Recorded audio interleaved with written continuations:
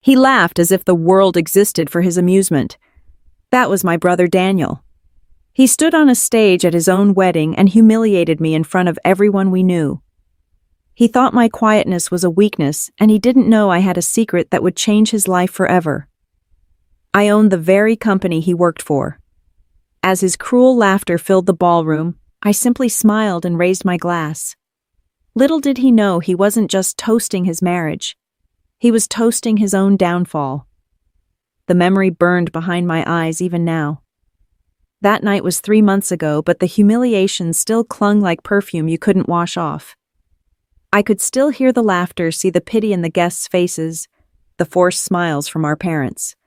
My brother Daniel Ross Goldenboy of Silicon Valley, Vice President of Strategy, the one who saved our father's old business and turned it into a modern empire. The one who thought my MBA was a hobby and my quietness a weakness.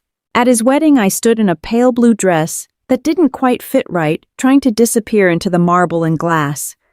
My parents had insisted I attend. He's still your brother, Emily. It's family. Family. That word used to mean something before money and status twisted it into something transactional. When Daniel's toast turned from charm to mockery, even his bride looked uncomfortable. She's been trying to find a job for 2 years now, he joked, his voice booming across the ballroom. Maybe I should hire her to water the plants at Ross Digital. Laughter erupted again. I didn't cry. I didn't storm out. I simply raised my glass and said, "Thank you for the offer." Inside, though, something broke, and something else ignited. After the wedding, I went back to my quiet apartment overlooking the bay. As I looked at the business plans and documents on my screen, a line from my father's old journal, the one he'd kept when the company first began, echoed in my mind. Success isn't measured by how high you rise, but by what you protect along the way. I knew then that it was time to take back control. The next morning, I walked into Veritas Analytics, my consulting firm, the silent backbone of Ross Digital's data infrastructure. My team stood waiting. Sarah, my COO, had already read my mind. "You saw the video?" she asked, handing me a tablet. It was everywhere on social media, business blogs, even trending under #jobless Ross. My brother's smirk froze mid-sentence. My polite smile was captured beside him. I nodded. "Let's begin phase 1. Sarah arched an eyebrow. "Internal audit full sweep," I said. "Every department, every expense, every signature with his initials on it." By noon, our private servers hummed with activity. Thousands of emails and reports flooded in. Sarah looked over one batch and whistled. Unauthorized vendor payments. Offshore transfers. He's been busy. I leaned back in my chair. Busy digging his own grave. The sound of rain against the windows filled the silence. Outside, the skyline glowed a dull silver, reflecting off the bay like melted glass. I remembered the last words Daniel said to me before he left for his honeymoon, half smirk, half sneer. "Maybe when you finally get a real job, Em, you can afford to smile again." He'd smiled for years on borrowed light, my light. He just didn't know it. By midnight, I was ready. My reflection in the window looked older, colder, more certain. I drafted an internal memo to the board under my alias, E. Hartwell, scheduling a performance audit for the following week. I knew exactly what I'd find and exactly how to use it. Before shutting down my computer, I replayed that clip one last time, Daniel raising his glass, mocking me in front of the world. "You get a job, please." I hit pause mid-laugh. "I already have one," I whispered. Then I smiled, the kind of smile that doesn't reach the eyes. Because the next time Daniel saw me, it wouldn't be as his sister.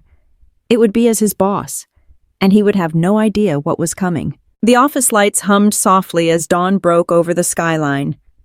I hadn't slept, but I didn't need to. My mind was sharper than it had been in years. After that night, I had decided this was no longer personal. It was time to take back what was mine. The documents Sarah sent me lay open on the mahogany desk, dozens of spreadsheets, transfers, and flagged reports. Ross Digital was leaking money, and all the trails led to one place, Daniel's department. Sarah walked in holding 2 coffees.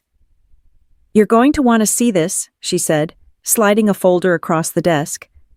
Her expression was careful professional, but her eyes carried that same quiet fury I did.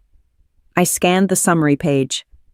Unauthorized bonuses, inflated marketing costs, vendor partnerships with companies that didn't exist, all approved by Daniel Ross, VP of Strategy.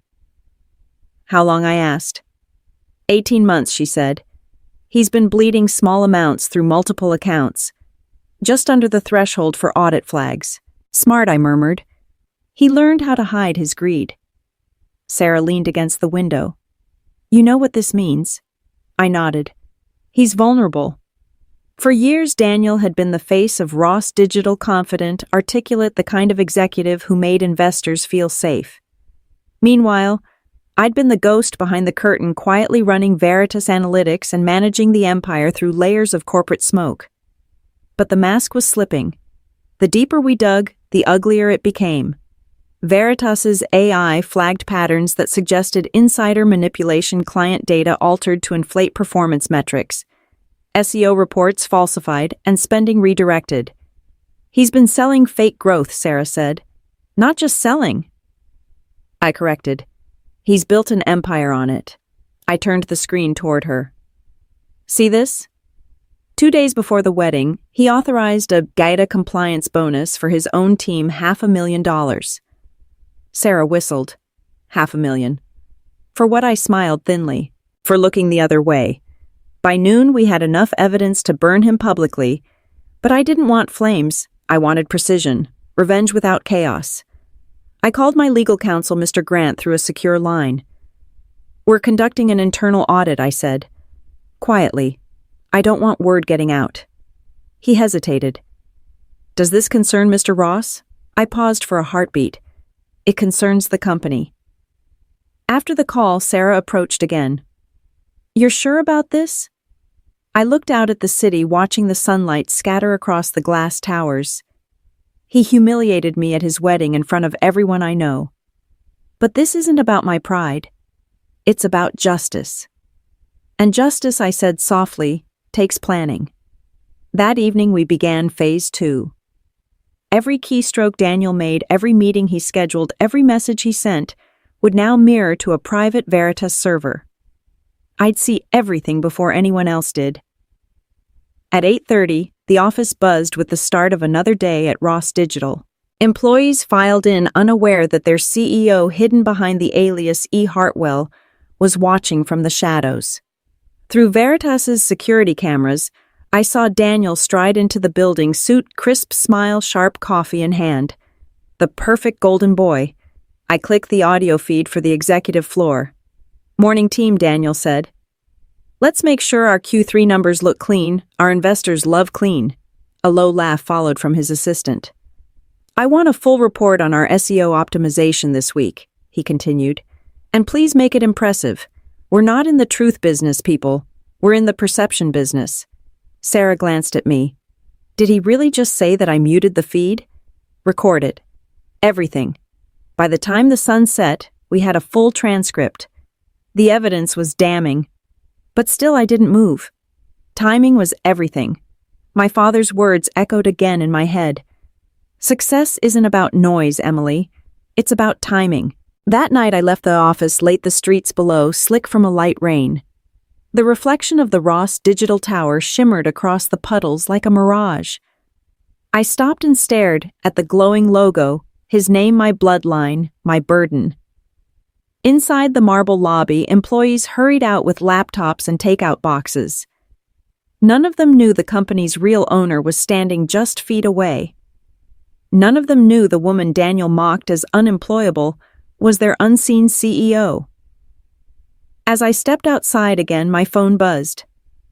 A message from an unknown number. "Heard you were asking about the audit. Careful what you dig for. Some ghosts don't like being found." I frowned. "He's already getting nervous," I said to Sarah when I called her. "Then we're close," she replied. "Are you sure you want to do this from the shadows?" "For now," I said. "He built his kingdom on illusions. Let him stay blind until the walls fall in." The next morning, I arrived at Veritas early. The team had already compiled a timeline of every transaction Daniel touched. One stood out: an offshore payment routed through a shell vendor in the Caymans. I clicked it open. The invoice listed strategic consulting services. Sarah leaned in. That's his code. He's paying someone to hide the trail. Who? She smiled grimly. We'll find out. We did by noon. The money went to a private investigator Daniel had hired 6 months ago. The investigator's client notes read, Target E. Hartwell. Goal: uncover identity. For a moment I almost laughed. My own brother had been hunting me. He's close, Sarah said quietly. Not close enough, I answered. I shut the laptop and stood the city gleaming through the glass behind me. Prepare the next step, I said. I want him surrounded before he realizes he's trapped. Sarah nodded. And after that, I looked out at the horizon, the sun slicing through clouds like truth through lies. After that, I said we moved to phase 3. Revenge wasn't about anger anymore. It was about precision, about making him see what I had always known: control. Real control comes from silence. And silence was my weapon. The alert pinged at 7:10, a soft clinical sound that felt almost ceremonial. On my screen, lines of code unfurled into a chart: spikes. Where they shouldn't be, duplicates. Where there should have been singular entries, keyword inflation that matched campaign timestamps with suspicious regularity. Veritas's algorithms dubbed it keyword manipulation detected, financial misrepresentation suspected. I read it twice just to make sure the words were real. Sarah stood behind me, coffee cooling in her hand. This is worse than I thought, she said quietly. She always had that way of staying practical when the room wanted to combust. It's not just rounded numbers or creative accounting. This is systemic. Across the country, in a glass tower that wore our family name like a medal. Daniel walked into Ross Digital, expecting another ordinary day. He had the posture of a man used to being adored, shoulders back, smile calibrated for investors. Through Veritas's mirrored feeds, I watched him greet his team and watched him joke about performance optimizations in a tone that made the interns laugh too loudly. You know how to make these numbers sing, he said, clapping his operations manager on the shoulder. Make sure Q4 looks glorious. We don't sell truth, we sell outcomes. A quiet chill ran down my spine. The audio capture was clear, his voice, his cadence. The offhand laughter. We had already mapped his authorization codes, the routing signatures, and the shell vendors. Everything pointed to Daniel as the architect of the manipulation. But data is a patient thing. It needs a chain of custody context corroboration. It needs to be undeniable. Run the pattern match against the other campaigns, I told Sarah. Pull every invoice, every vendor, every approval with his initials. She tapped away at her tablet with the efficiency of someone who'd done this in worse storms. There's a repeating vendor in the Caymans, she said after a moment. It's a shell. Payments routed through a consulting firm in Europe, then split into microtransfers to masked accounts. Microtransfers. I echoed. The way horses hide their tracks suddenly felt quaint. Threshold hopping, Sarah said. Small enough to avoid automatic flags, frequent enough to make a real dent. By mid-morning, my private server had mirrored 1,000 messages and logged every meeting note. I watched a thread where Daniel approved a client-specific uplift while referencing a client by a pet name. The client was a Fortune account we'd been advising. The uplift had been billed as strategic augmentation. In reality, it was a fabricated performance bump, a lie wrapped in a KPI. I felt the familiar thinness of triumph and the steadier weight of resolve. This was not personal in the way family fights are. It was structural. This was about a toxic leadership that weaponized manipulation as growth. This was about people who were being pushed out or silenced because they didn't participate in the manipulation. This was about justice. At Ross Digital, murmurs rippled through the floor. Middle managers eyeballed each other. HR, doing its best to look ordinary, circulated a memo about compliance training. Daniel walked past the open office doors with a phone pressed between his shoulder and ear, voice bright. Get me those campaign logs by noon, he barked. No excuses. He had always been excellent at the theater of confidence. but confidence is a costume stitched together with small lies. As the day wore on, I watched the costume fray. An assistant typed, hands trembling. Someone scheduled an impromptu meeting with legal. The company's internal chatter, once noisy and confident, scrubbed itself into cautious sentences. At 2 p.m., an interim report landed in my inbox with a subject line that felt like a hammer: preliminary findings, Ross Digital Department of Strategy. The body showed a handful of abnormal transactions, documented approvals that bore Daniel's initials and timestamps that matched his presence in meetings.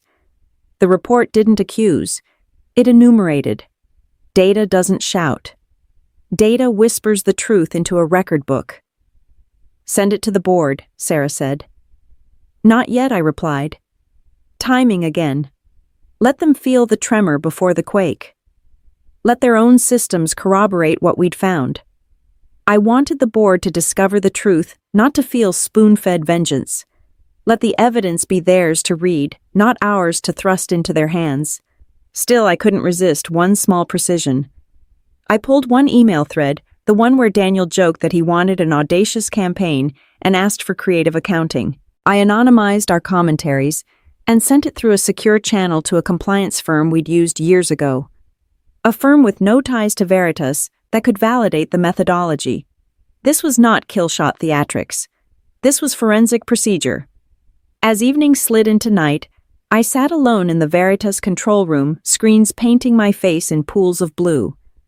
The city hummed oblivious. I played back snippets of Daniel's meetings, his flippant phrasing, the sly instruction to keep it impressive. On one feed, an executive said almost as an afterthought, "If we need to, we can always adjust the analytics." A pause. A laugh. The kind of laugh that makes you want to tidy up the world's definitions. My phone buzzed. It was a short message from an untraceable number. "Stop digging. Some people lose everything when exposed. Some ghosts don't like the cold light of truth." I looked at the message, the screen's glow suddenly small and ridiculous against the stack of files on my desk. Pretty words, anonymous threats. The last resort of the guilty. I forwarded it to Mr. Grant and marked it. File threats. Keep record. In the stairwell, a memory of our childhood punctured my concentration, Daniel and I elbows sticky with cake trying to get a clumsy radio to play. He always loved being the loud one, the storyteller. He'd laughed at my careful tinkering, never imagining that I'd learned to write the code that runs the stories now.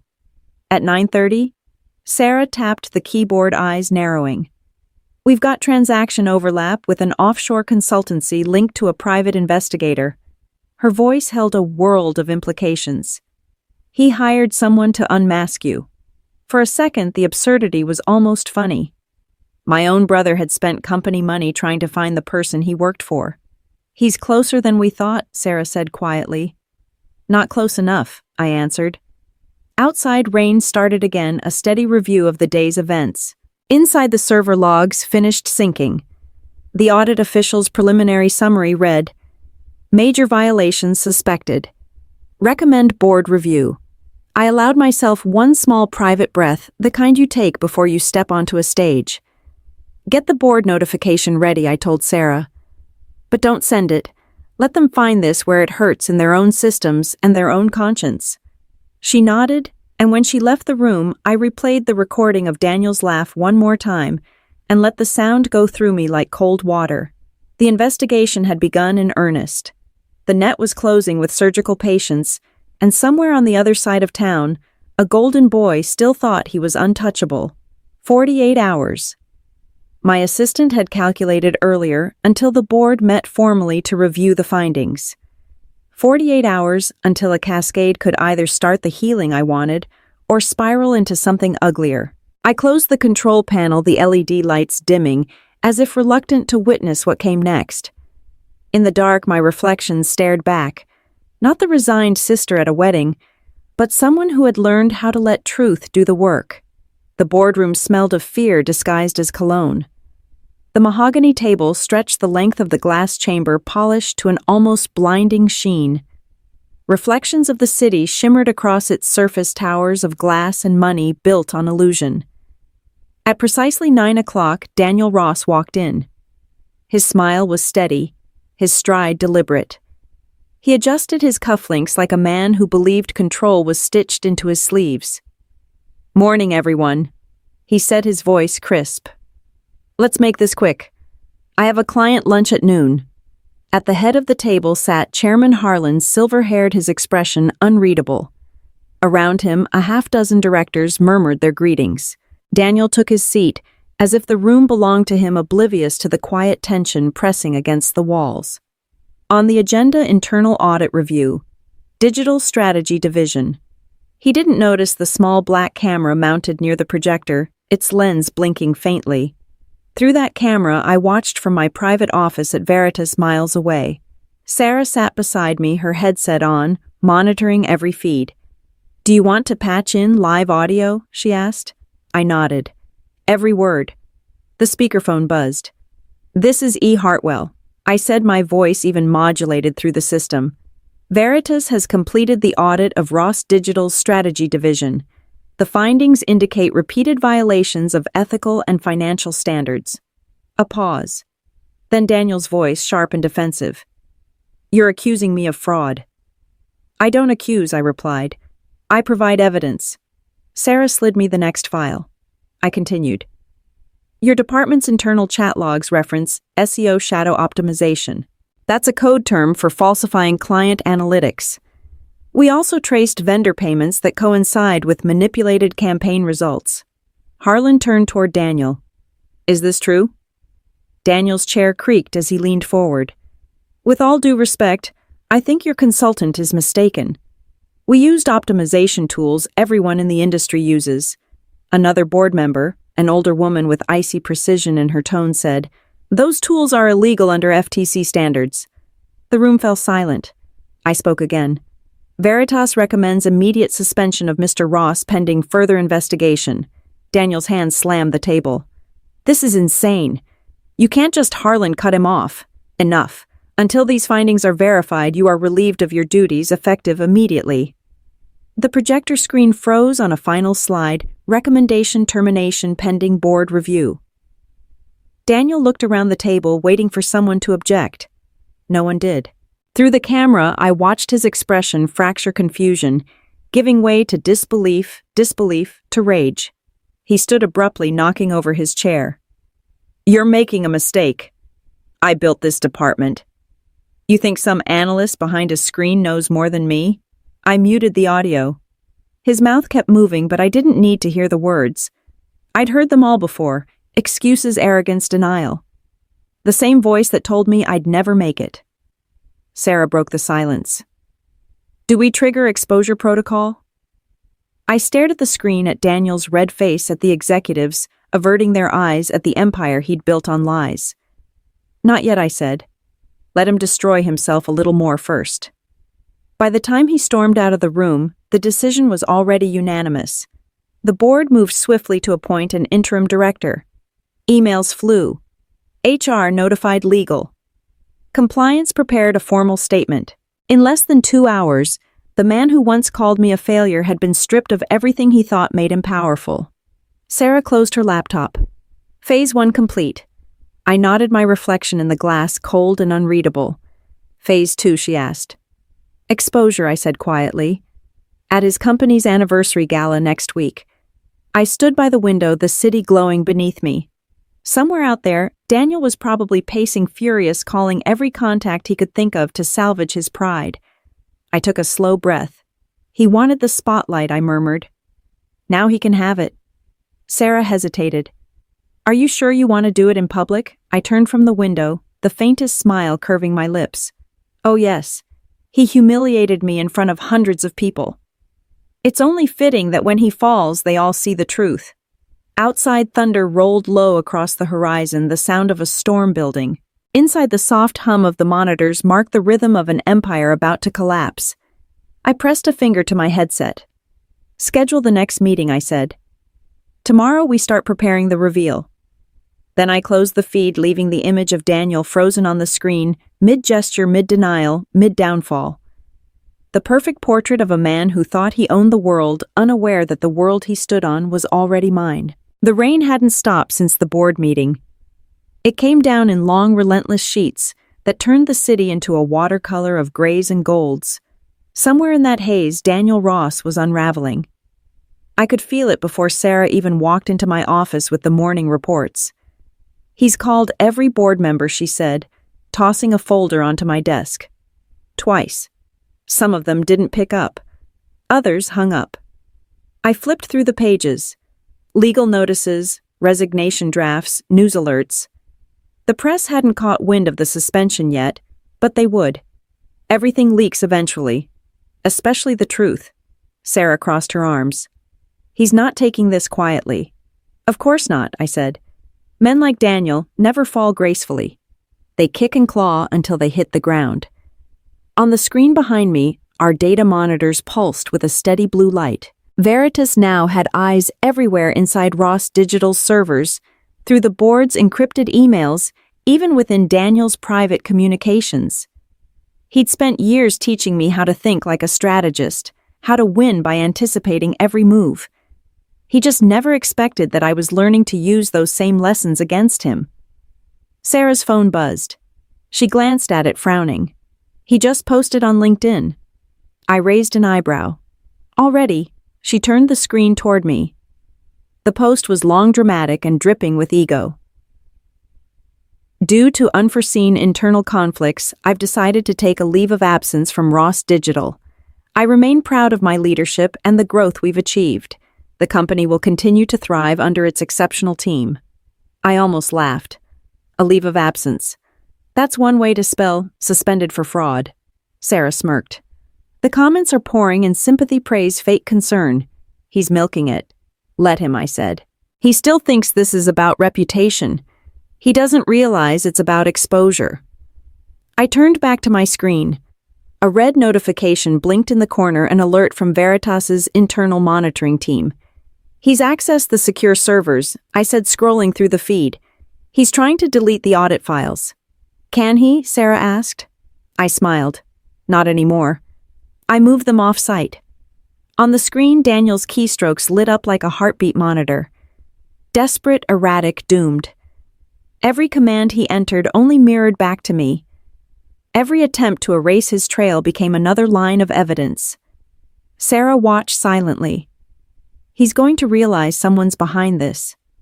"He already suspects," I said. "He just doesn't know who." By noon, the storm outside had broken into a steady drizzle. The city gleamed with the kind of damp clarity that always follows destruction. I took a call from Mr. Grant, my attorney. His voice was calm, deliberate. "The board has voted to move forward with termination proceedings. They'll make the announcement at the anniversary gala next week." "Perfect," I said. "Emily," he hesitated. "They want the Veritas CEO to attend in person, to explain the audit findings." My pulse stilled. I'd known this moment was coming. "Then I'll be there," I said. Sarah looked at me over her coffee cup. "You're really going to reveal yourself?" I met her eyes. "It's time." That afternoon, I watched Daniel's world start to shrink. His access was revoked. His company car reclaimed. His corporate card deactivated mid-lunch. Security escorted him from the building. There were photos, of course. Someone always takes photos. They'd show up on social media by morning, the once golden executive walking out under a gray sky, his face hidden by an umbrella, his pride dissolving in the rain. By evening, his number flashed across my phone. I let it ring, then again, and again. On the fifth call, I answered. "You," he hissed, his voice ragged. "You did this." I said nothing. "Don't play dumb, Emily. I know it's you. Veritas, the audit, the leak. This has your fingerprints all over it." "My fingerprints," I said softly. "You're giving me too much credit. You think you're smarter than me?" His tone cracked, splintered. "You think you can take my company?" "Your company," I repeated. "Funny. I don't remember your name on the founding documents." Silence. I could almost hear the realization crawl through him like ice water. "What are you talking about?" he whispered. "Check the filings, Daniel," I said, my voice steady. "Every share you think you own, every asset you think you control, it's all under a holding group. And that group belongs to me." He went quiet. For a long, trembling moment, I heard only his breathing. "You're lying." "I don't lie," I said. "That's your specialty." The line went dead. Sarah exhaled slowly. That was it, wasn't it? The moment he finally saw the wall. I stared out the window. It's the moment he realized it was never his wall to begin with. The next day, the fallout began in earnest. Employees whispered, clients called, stockholders panicked. Ross Digital's valuation dropped by 15% in a single afternoon. Daniel's inbox overflowed with resignation notices and legal requests. Every empire collapses the same way. First in denial, then in disbelief, then in silence. That night I sat alone in my apartment, the city lights bleeding through the rain-streaked glass. I didn't need to open the journal. My father's words echoed in my mind, a steady anchor in the storm. Power tests the heart, not the hand. I wondered what he'd think of me now, his quiet daughter orchestrating the downfall of his son. Would he see justice or vengeance? Would he understand that sometimes the two share the same face? Outside thunder rolled again. I closed the journal and whispered into the storm, one more week. One more week until the gala. One more week until Daniel's public reckoning. And when it came, he'd finally see who he'd been laughing at all these years. Not the jobless sister, not the failure, but the woman who owned everything he built, and the storm that would wash it all away. The ballroom glittered like a lie. Hundreds of guests swirled beneath chandeliers the color of champagne, each face polished into the perfect mask of success. The Ross Digital 10th Anniversary Gala had been Daniel's crown jewel, his favorite night of self-worship, the celebration of everything he thought he built. Now it would be his undoing. I stood in the corner of the grand foyer, unnoticed in a sleek black dress that blended into the room's reflections. My invitation read, Eleanor Hartwell, CEO, Veritas Analytics. It was strange seeing my true identity on paper for the first time in years. The mask I'd worn had always been silence, not falsehood. Sarah's voice came softly through my earpiece. He just arrived. North entrance. Alone. I turned slightly, catching sight of him across the room. Daniel entered with that same swagger he'd worn his entire life, but something was different. The edges were fraying. His suit hung just a bit too loose. His smile was brittle like glass about to crack. The crowd parted for him, whispering. They'd read the rumors, they always did. Some leaned in with sympathy, others with quiet delight. In this city, a scandal was better than a symphony. Ladies and gentlemen, announced the host through the microphone, please welcome our visionary leader, Mr. Daniel Ross. Applause filled the room, hollow and obligatory. I watched him take the stage, watched him lift a glass of champagne and flash that old charming grin. It's been a decade of innovation, of courage, of family, he said, his voice smooth but trembling under the surface. Ross Digital has always stood for excellence. And tonight, I want to thank everyone who made it possible. He paused. Including my family. My name hovered at the edge of his tongue, but he didn't say it. He couldn't. Not after what he'd done. From my vantage point near the rear, I could see Sarah weaving through the crowd, tablet in hand. Everything's synced, she whispered. Press a button and every screen in this ballroom shows the audit report. Not yet, I murmured. He's still performing. Daniel raised his glass again. To the future, he said, and the crowd echoed him. Crystal clinked. Cameras flashed. A perfect moment frozen in arrogance. I stepped forward, my heels silent against the marble floor. The click of my bracelet against the champagne flute drew a few curious glances. But Daniel didn't see me until I was almost at the stage. His eyes widened just for a second. Then he recovered, plastering on that confident smile. Eleanor Hartwell, he said into the microphone, the name foreign in his mouth.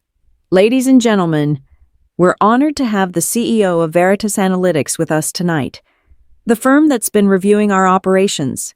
The applause was polite, uncertain. I met his gaze. Yes, reviewing, I said, my voice even clear. And I'd like to share our findings. A murmur rippled through the crowd. Daniel's expression froze. I think that can wait until the board review, he said quickly, his laughter strained. Actually, I continued stepping up beside him. The board has already reviewed it. Sarah's signal blinked in my ear. Ready? I looked out at the sea of expectant faces. For the past 18 months, Ross Digital's strategy division has engaged in falsified reporting, financial manipulation, and data fabrication. The findings were conclusive. Gasps. A few cameras lowered. A few glasses shattered against the floor. Daniel tried to laugh. This is absurd. Baseless. You can't just come into my event, and I turned toward him, cutting him off with the calmness of a blade.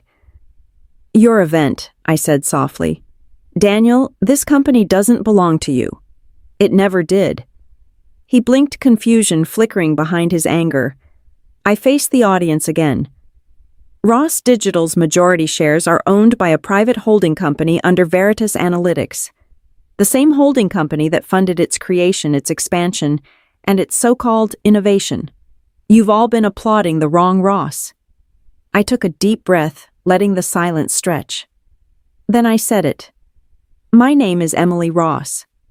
A collective murmur broke out like a wave. Daniel's face went white. You... Yes, I said. The sister you mocked at your wedding. The one you said would never get a job. The one you built your empire on while stealing my father's legacy. Every word hit him harder than the last. He looked around, desperate for an ally, but the crowd had shifted. The same people who used to worship him were now leaning away. Security, he barked. Get her out of here. No one moved. Sarah's voice came through the earpiece again. Play the footage. Play it. Every screen in the ballroom flickered to life, security recordings, emails, financial statements. His voice echoed through the speakers. We don't sell truth, we sell outcomes. The audience turned into a gallery of stunned faces. Some gasped. Others whispered, a few recorded every second. Daniel stumbled back, his glass slipping from his hand and shattering at his feet. Lies, he said, his voice breaking. She's lying. Then prove it, I said. Show them your accounts. Show them the offshore payments, the fake SEO reports, the ghost clients. Show them the truth you buried. He didn't move. Couldn't. The room went silent again, thick with the hum of humiliation. I took a step closer, lowering my voice so only he could hear. You took everything our father built and turned it into a playground for your ego. Now I'm taking it back. His eyes glistened, not with remorse but with rage. You'll regret this, he hissed. I already did, I said. For years. I turned from him, facing the cameras that were still rolling. Effective immediately. Daniel Ross is terminated from all positions at Ross Digital. Veritas Analytics will oversee the company's restructuring under ethical leadership. And then I walked off the stage. Behind me, Daniel shouted something, incoherent anger without strategy, noise without power. The crowd parted like water, letting me pass. Outside, the rain had finally stopped. The air smelled like metal and freedom. Sarah caught up to me by the fountain. You did it, she said, breathless. I exhaled the tension of years bleeding out. No, I said quietly. I just started. Because revenge isn't complete when your enemy falls. It's complete when the world finally sees why he deserved to. The strange, quiet emptiness filled my apartment.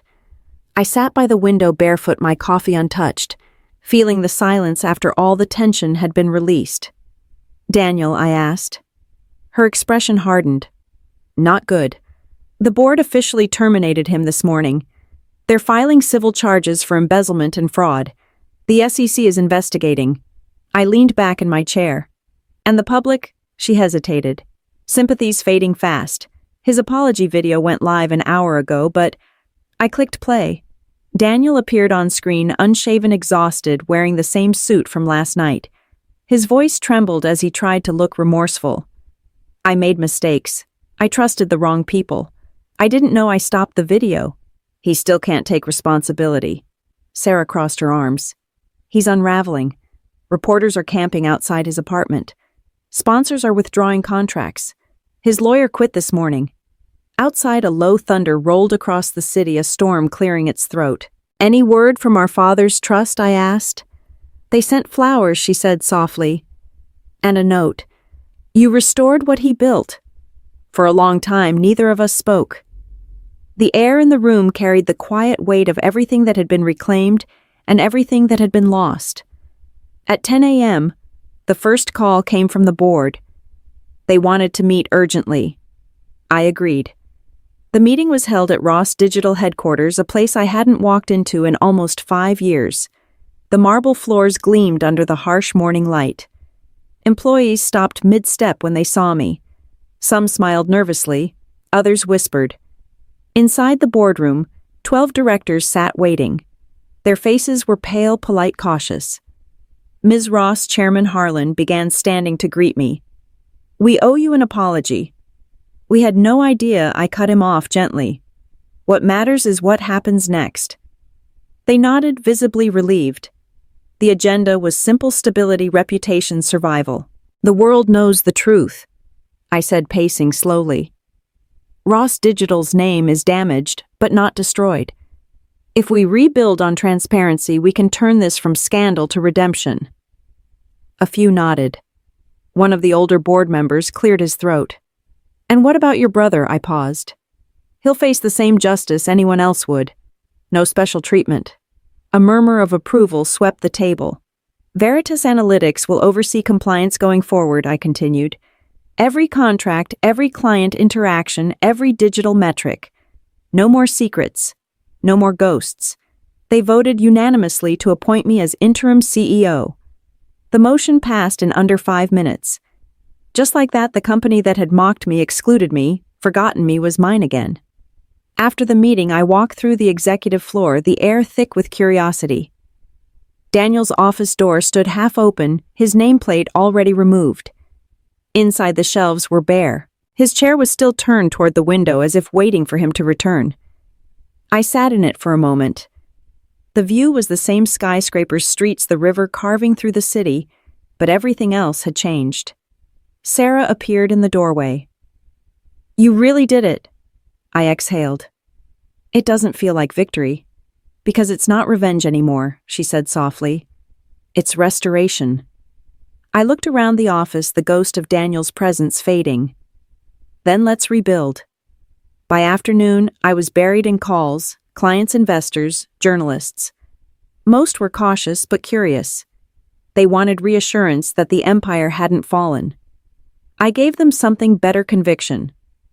Ross Digital was built on deception, I told them, but its future will be built on truth. That line made headlines within hours. It became the company's new tagline before the day ended. By evening, Sarah joined me in the private lounge overlooking the skyline. The storm had passed, leaving the air sharp and clean. You could walk away now, she said. You've won. I shook my head. Not yet. Daniel, I nodded. He hasn't faced himself. Until he does, this isn't over. As if summoned by the words, my phone buzzed. A private number. I hesitated before answering. His voice came through raw and strained. Emily. I said nothing. I didn't know, he said hoarsely. I didn't know it was you. I know, I said. That's what made it so easy. There was a long pause. Then I lost everything. You earned that, I said. He didn't reply.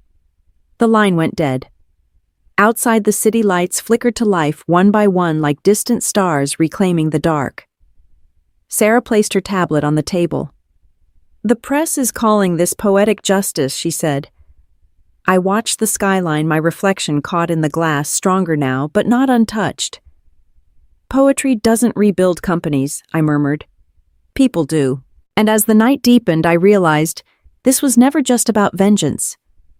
It was about inheritance, not the kind written into wills, but the kind carved into legacy. Daniel had stolen our father's company. I'd taken it back. But what I would do next, what I would build from its ashes, would define us both forever. The storm didn't come from the sky, this time it came from the headlines. By morning, Daniel's apology video had been dissected, memed, mocked, and weaponized. The same journalists who once called him the Silicon Prince were now using words like fraud, deceit, and fall from grace. His publicist had quit his PR firm, had released a statement distancing itself, and his former allies were pretending they barely knew him. I watched it unfold from my office on Ross Digital's top floor, the same view Daniel had once called his throne. The city stretched below, unaware of the war being waged in its glass towers.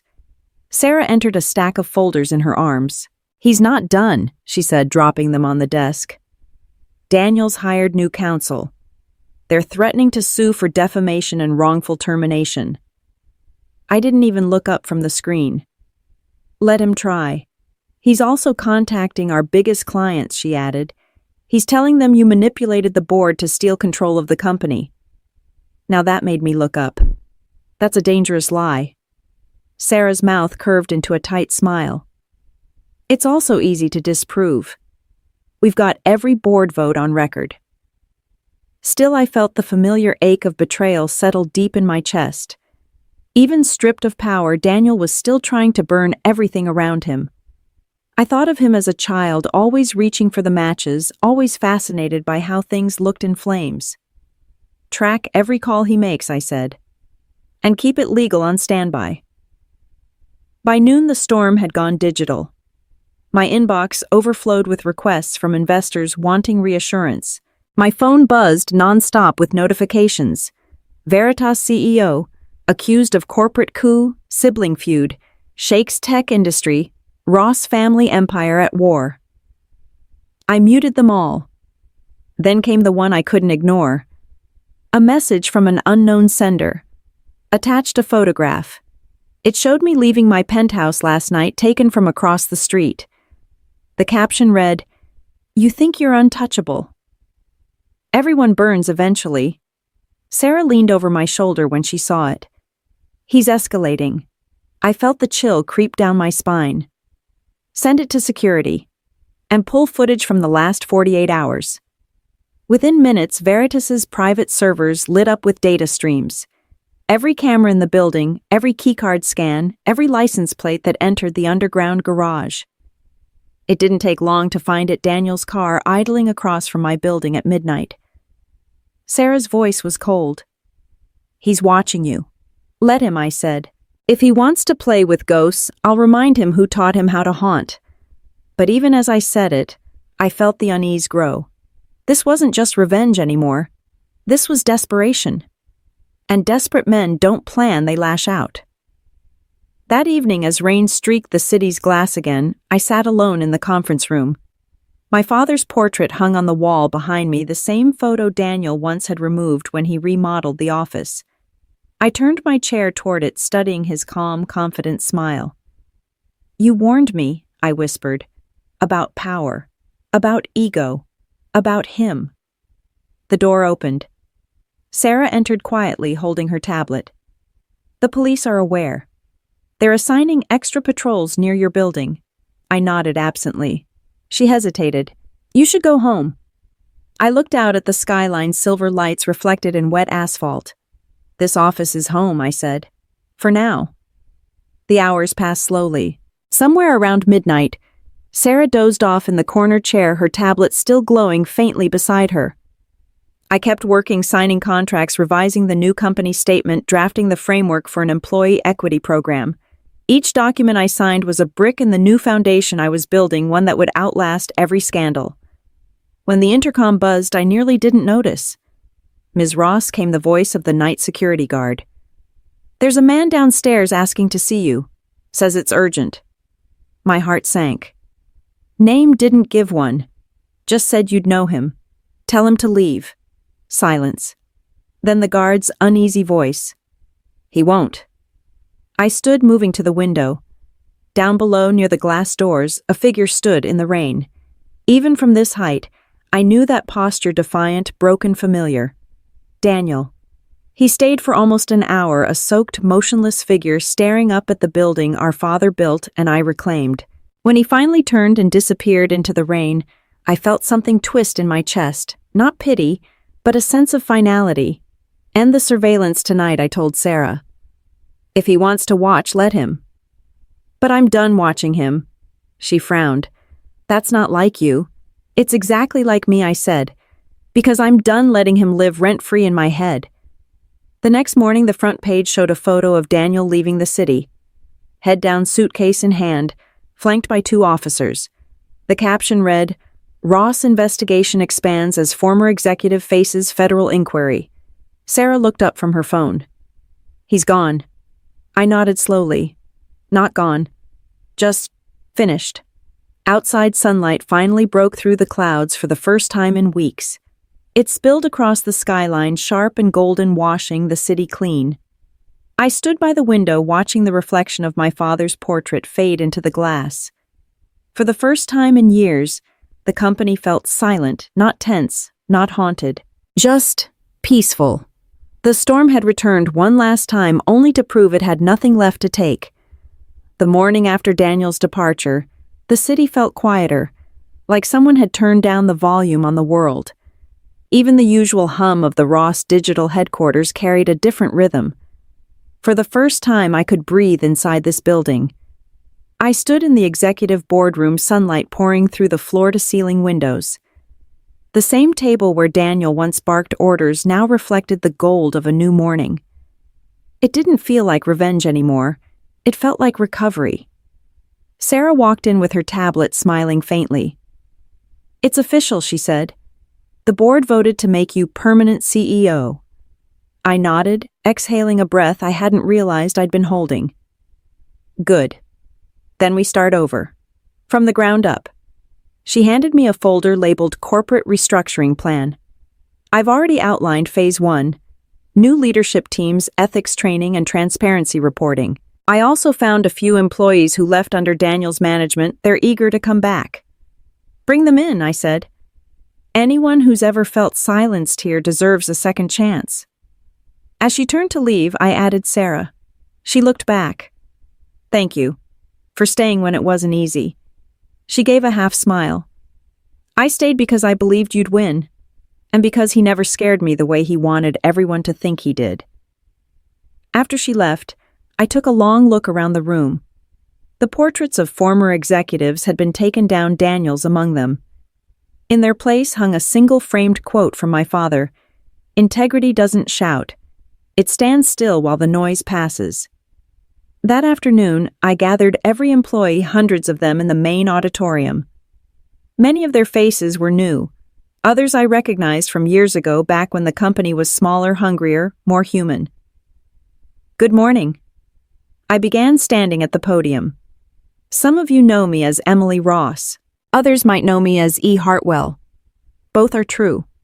A soft murmur rippled through the room.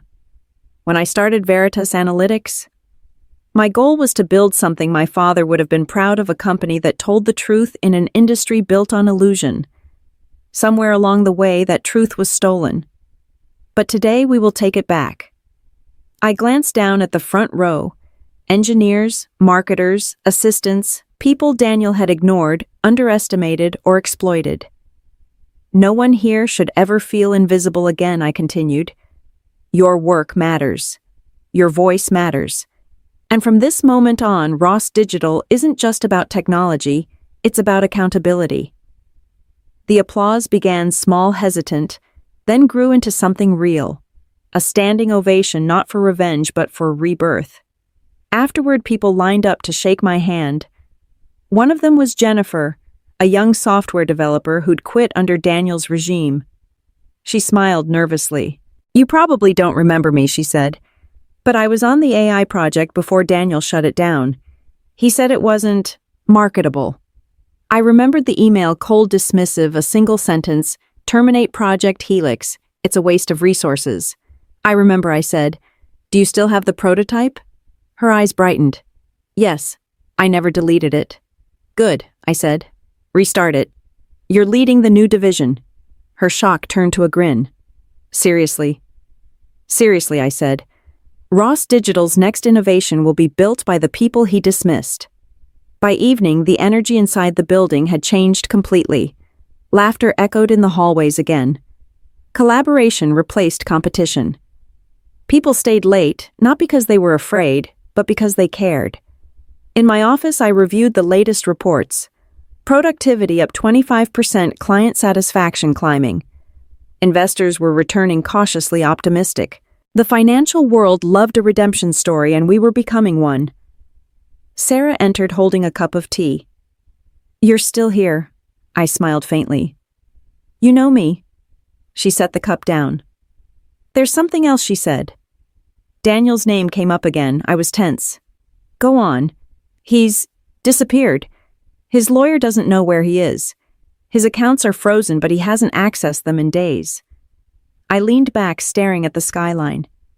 "He'll surface. He always does." "What if he doesn't?" she asked softly. I didn't answer, because I knew.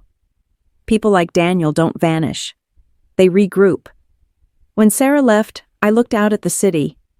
Even without the journal, I could feel my father's presence. His words etched into my memory came to me.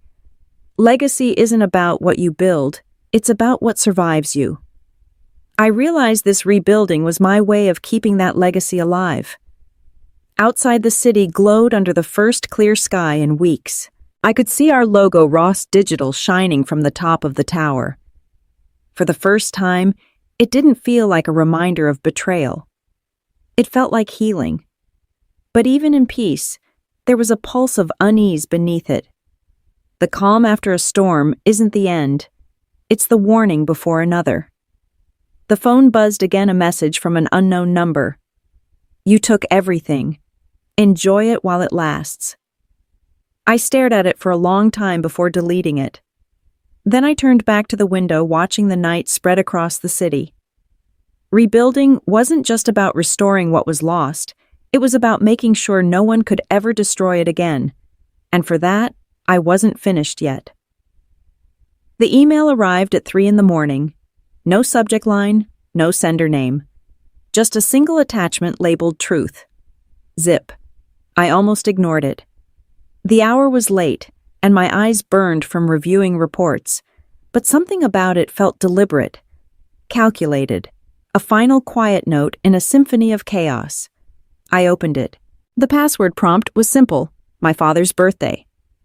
8 digits. I typed it in, and the file unfolded a series of encrypted documents, a single video file, and a handwritten letter. I read the letter first. It was from the private investigator Daniel had hired. He had been a former employee of my father's, a man he'd fired for disloyalty. The letter explained that the investigator had been tracking Daniel's movements for years, not just since the audit. He knew Daniel was stealing from the company, hiding assets, and diverting funds. He had been collecting evidence all along, waiting for the right moment to expose him. He had sent the files to me, the rightful heir, as a final act of justice. He'd signed off with a single line: he never deserved it. You do. Next, I opened the video file. It was a secret recording from one of Daniel's final meetings before I had the full surveillance system in place. He was in his office with an accountant, their voices low. Daniel was explaining how to create the shell companies, how to falsify the numbers. He was bragging about it. He sounded like a child showing off a new toy. "No one will ever know," he said, laughing. "It's a perfect plan. It's brilliant." I set my coffee down. The mug shook slightly in my hand. I didn't feel triumph. I felt closure. This wasn't about him being caught. This was about him being revealed. I spent the next hour reviewing every document in the file. Detailed financial record dates of offshore transfers, coded messages between Daniel and his accomplices. It was all there, the final undeniable proof that Daniel hadn't just made a mistake, he had built his entire career on a lie. I called Sarah. She answered instantly, her voice thick with exhaustion. "What is it?" she said. "Is everything okay?" "It's over," I said. "He's done. For real this time." I didn't have to explain.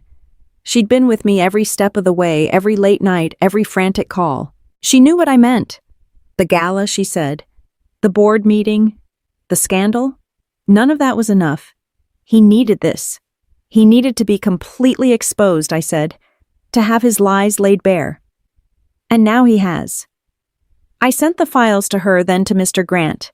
He called back in an hour. "This is damning, Emily. The video alone is enough for a federal indictment. I've already contacted the authorities. They'll have him in custody by morning. I hung up feeling the weight of the past 2 decades lift from my shoulders. The anger, the humiliation, the need for vengeance, it all faded away. It was replaced with a sense of peace. I looked out at the city still asleep under the first light of dawn. The Ross Digital Tower stood tall and silent, its name shining in the distance. It wasn't just a company anymore. It was a testament to what my father had built and what I had saved. And I was finally ready to start building something new. The revenge was over. Justice was served. The evidence had been revealed. Now the healing could begin. The days after Daniel's final downfall moved strangely slow and sharp at the same time, like air before a storm that never comes. Reporters camped outside Ross Digital for 3 days waiting for a reaction. I gave them one short statement and nothing more. The truth stands on its own. It was over. But endings never feel like you think they will. I stood by the window of my office watching a gray morning settle over the skyline. Across the street, the media vans were finally pulling away. Their cameras no longer pointed up toward me, just the same way Daniel's had once stopped pointing down at me. Sarah entered balancing 2 coffees. She looked exhausted, her dark circles proof that she hadn't slept much either. The SEC just filed formal charges, she said quietly. Wire fraud, insider trading, falsification of financial documents. They're freezing the rest of his assets. I nodded slowly, my gaze still on the clouds. How long before the trial? Probably months. But he won't see daylight for years after that. There was no satisfaction in hearing it. Not anymore. I thought I'd feel lighter. But instead, a strange, quiet emptiness settled in. It was the quiet after the storm, and in the silence I could finally hear the long overdue hum of my own peace beginning. Sarah set the coffee on my desk. You carried a mountain on your back for years, Emily. You don't drop something like that without feeling the weight that's left. I smiled faintly. I used to think revenge would heal me. And now I know it just gave me room to heal myself. The office door opened again, and my assistant stepped in nervously. Ms. Ross, there's someone here to see you. I frowned. Tell them I'm not. It's Mrs. Ross, she interrupted softly. Your mother. I froze. Send her in. It had been almost 3 years since I'd seen her in person. When she entered, she looked smaller than I remembered, grayer, more fragile. Her eyes carried the same sadness they had the day of my father's funeral. She stepped forward, glancing around the office. This was your father's favorite building, she said softly. I just nodded, a lump forming in my throat.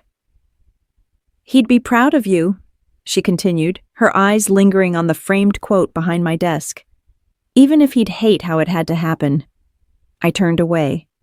He'd hate that it came to this at all. She moved closer, and the conversation shifted.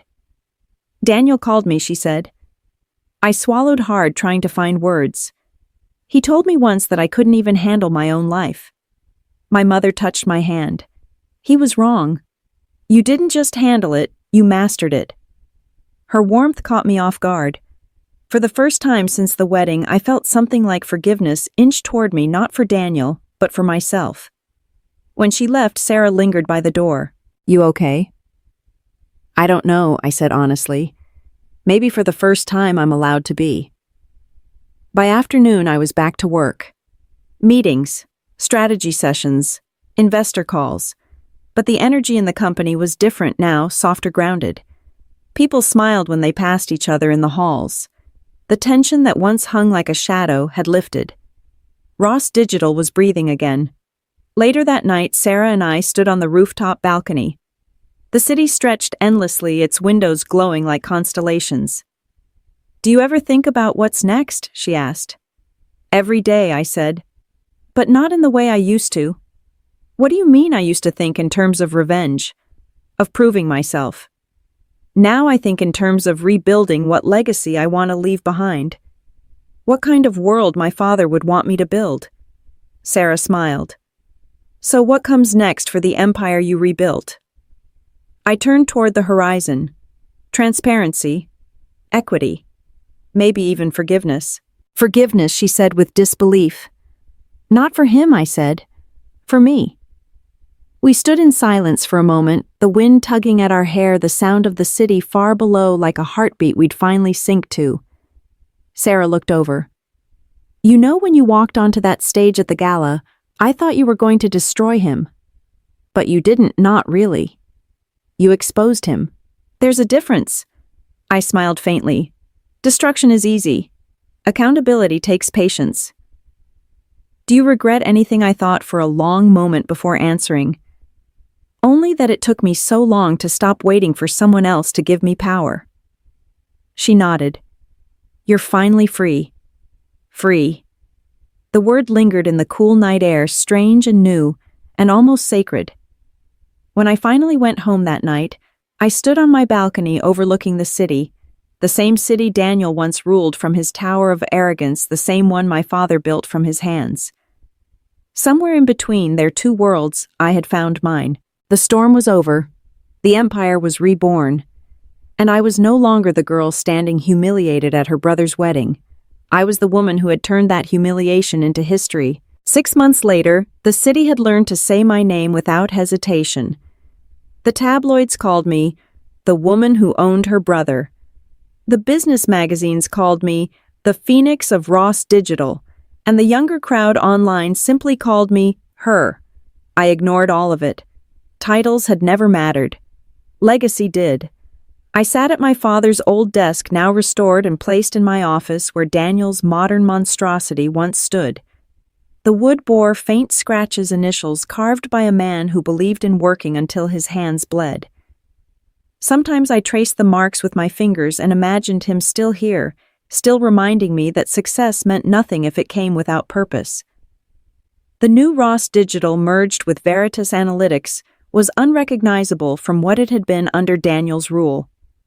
The company's glass walls, once symbols of vanity, now reflected transparency in every sense. Departments once strangled by fear now thrived under open collaboration. The toxic air was gone.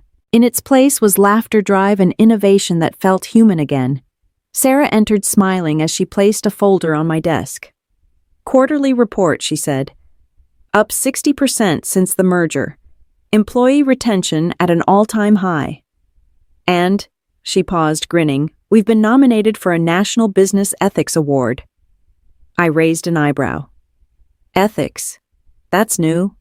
It fits you, she said, her voice softening.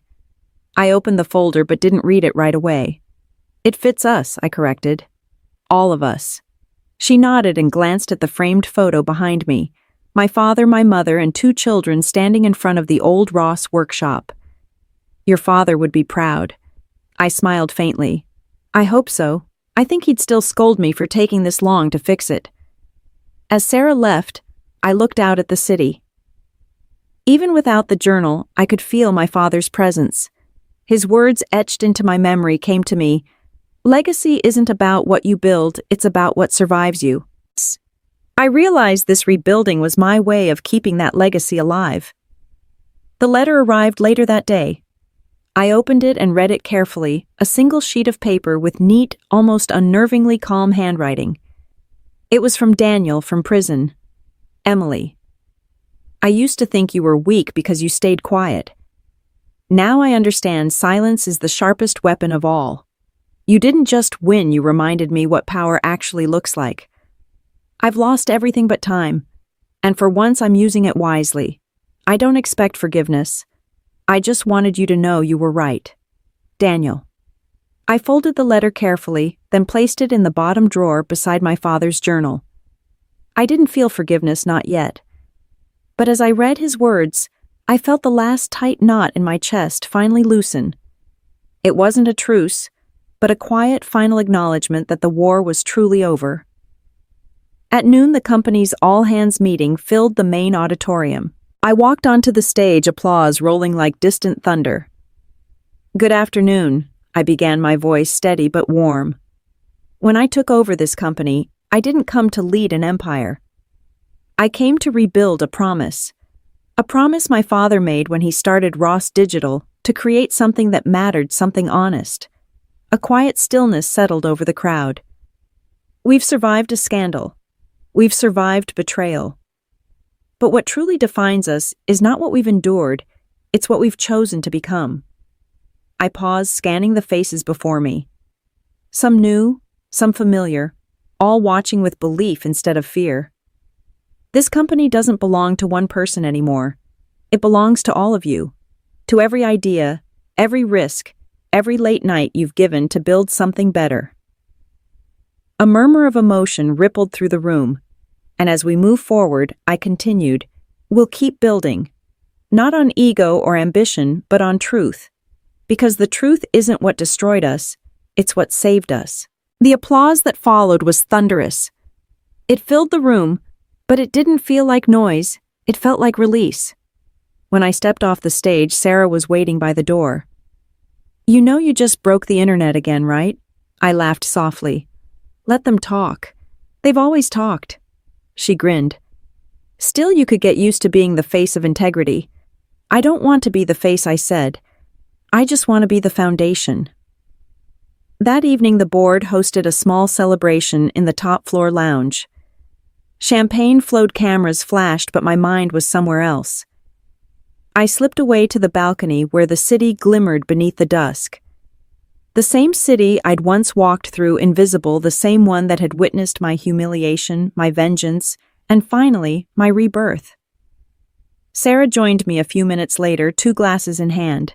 She handed me one. To justice, she said.